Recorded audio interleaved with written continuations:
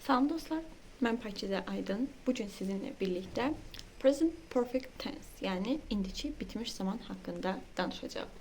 Şagirdlərin ən çox qarışdırdığı və 90% hallarda səhv yazdığı bir zamandır. İndiki bitmiş, ümumiyyətlə bitmiş zamanlar.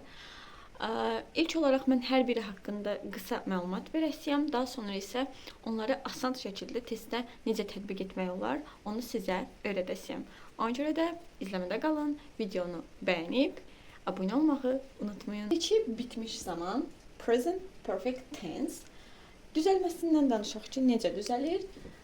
Have has plus feilin 3-cü forması.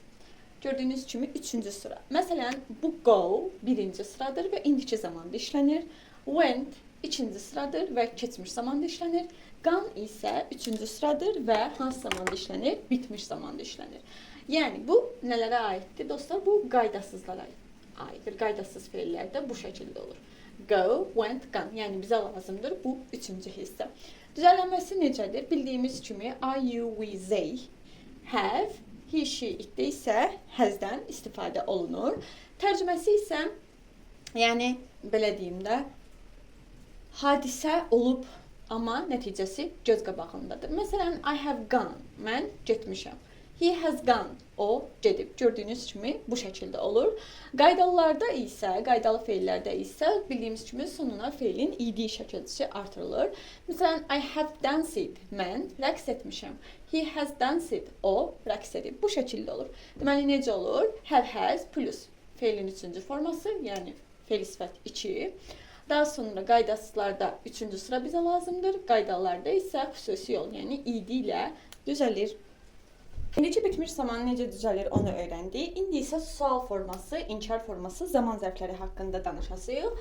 Sualda çox asandır. Have has cümlənin əvvəlinə keçir. Məsələn, bu cümlə bu şəkildə idi. Yəni təsdiqi I have finished. Yəni mən bitirmişəm. Düz deyilmi? Sual formasında have cümlənin əvvəlinə keçdi. Sadəcə yer dəyişikliyi oldu. Nə oldu? Have I finished? Have I finished? Sual forması bu şəkildə olur. İkincidə bu qaydalı feil idi gördüyünüz kimi. İkincidə isə bu qaydasız feilin düzəlməsidir. O da kökdən dəyişir. Bu by'dır bildiyiniz kimi. By, by'ın 3-cü şəxsidir. Daha doğrusu 3-cü formasıdır. Bunun təsdiqi bu şəkildədir. She has bought. Sualda nə baş verdi? Has əvvələ keçdi. Nə oldu? Has she bought? Bu şəkildə oldu. Nə deməkdir? O alıb. O alıb. İnkarda isə have has'dan sonra ortaya not hissəci, daha sonra isə yenə feil sifət 2, yəni 3-cü forma. I haven't finished. Mən bitirməmişəm. She hasn't bought. O almayıb. Bu şəkildə olur. Zaman zərflərdə dostlar, deməli, already cümlədə baxın. Əgər bu zaman zərflərini görürsünüzsə, avtomatik olaraq gözünüz have has axtarsın. Bunlar already artıq təsdiq cümlələrdə işlənir, adətən ortada. Yet artıq sual və inkar cümlələrin sonunda işlənir. Just, hələ, still, hələ, since, bəri. Bu since deyil dostlar, since'dir. For müddətinə, ərzinə. Since'dən sonra konkret zaman olur. Məsəl üçün deyirəm ki, mən 1996-dan bəri, onda bundan sonra konkret zaman.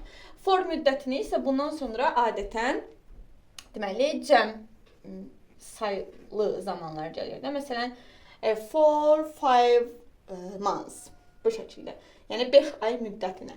Bir də bir şey nəzərinizə çatdırmaq istəyirəm ki, when'dən sonra indiki bitmiş zaman işlənməz. Yəni when sual sözündən sonra have has heç bir zaman işlənməz. Deməli, indiki bitmiş zaman haqqında bu qədər. Qısa çalışdığım qədər sizə məlumat verməyə cəhd göstərdim. Testdə işlənməsi, abituriyentlərin və magistrların qarşıdırdığı bəzi məqamlarla bağlı ümumi test işlənməsində nələrə diqqət etməliyik sizinlə bölüşəsiyəm. Dostlar, videomuz hələlik bu qədər idi. İndiki bitmiş zaman videomuz.